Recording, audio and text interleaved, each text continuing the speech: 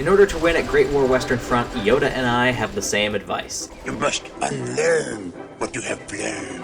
One of the central tenets of Petroglyph's new World War I game is the idea that you should take a concession or surrender when faced with certain defeat to save on supply and financial costs associated with replenishing after fighting a hopeless defensive battle.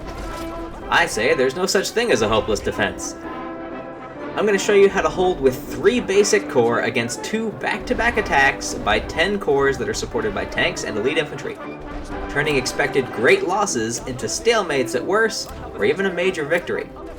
But first, please hit that like and subscribe. You can always take them back after the video if you hate it. If you're a fan of indie games, paradox games, or video gaming history, we cover that kind of thing a lot around here, and we would love to see you back again sometime. Now let's get on the defensive.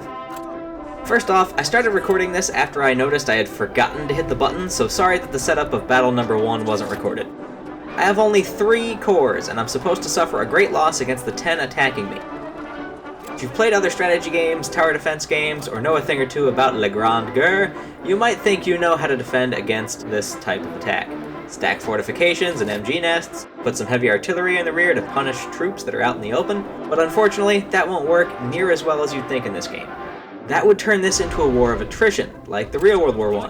And if you're evenly matched or outnumbered, you'll lose in this game because you'll have less men in the field after spending so much supply on fortifications and artillery. In the first battle, I didn't bother with machine guns because I knew they would simply be destroyed by enemy barrages before they bothered attacking me, wasting my supply. But I did make the mistake of buying artillery. We'll touch on that later. What I'm doing here is just basic trenches and infantry. You don't want a single line of trenches. Even a double line, especially if it's a double line close together, isn't ideal. 3 lines to start with is good, with small segments of 2s to save money in certain places. This creates defense in depth, which is the best possible strategy in a game without high mobility units. Any enemy force with artillery, air, and armor can punch through a line or 2, but it's very difficult to get through 3, and by the time they do it, they're usually so weakened that they're ripe for counterattack. This is the strategy the USSR used in World War II to defeat Germany. You grind down the enemy advance by making it pass through many layers of troops. Why not machine guns, or artillery, you might ask? Well, enemy artillery can destroy an MG nest in 1 or 2 barrages, and bombers are even more effective against hardened machine guns. These nests also have a small area of effect, are not mobile, and cost a fortune. You'll get very little return on investment compared to just using more men. And you can redeploy those men along the line to cover any gaps that might open up during the course of the battle. Even placing your own artillery can sometimes be a mistake, as it's super expensive to place and also expensive to fire. Again, you'll usually get more damage on the defensive just with infantry on the line, and that infantry is mobile, where artillery is not. Artillery is indispensable on offense, but not really worth it for defense unless you already have extra supply. When you're a small force facing a loss or great loss, you don't have the supply to waste on artillery. Because I spent too much on my 1 artillery gun and its few fire missions, I ran out of supply before the end of the battle and had to start pulling everyone off the rest of my line in order to hold.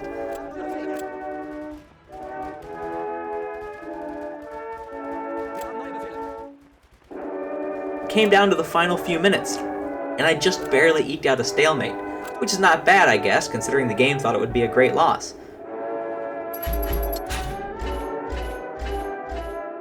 Now, in Battle 2, I made some changes. First, I deployed the maximum number of troops and filled out my trenches before worrying about buying anything else. Artillery, machine guns, anything. When I was done, I had enough to go ahead and place 2 fortified MG nests to help cover the gap in the middle. If I fought these battles again, I'd do one thing differently. My entire front line of trenches would not be connected to my backline trenches at all. In the lull between enemy waves, most of the time, you'll have time to hop out of the back trenches and reclaim the frontline trench if they took it from you. Even if you don't, it's just one layer of your defense, and if the enemy takes it and needs to advance, instead of moving through cover of your own comm trenches, now they'll have to go over the top again, exposing themselves to all the rest of your troops as they try to get to levels 2 and 3. That's the way I would do it. Additionally, if I had tanks, those would be the only heavy units worth bringing into this kind of fight. I would deploy 2 at the start of the battle, 1 on each flank, and micro them heavily in order to push back any enemy breakthroughs, or just use them along the front line to boost the morale of my troops.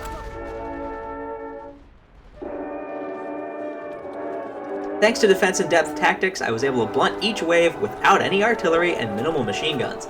I took the most weakened units after each wave and rotated them to the back line. That way, they can still provide fire support, but are less likely to be routed and cost me more in replenishment at the end of the battle. As you can see, this battle went much better than the previous one.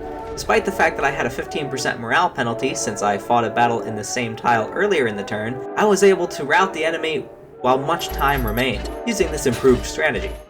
I'll make another video on attacking soon, as well as a proper review of the whole game, but until then, please like, subscribe, and check out our other content. Thanks for watching!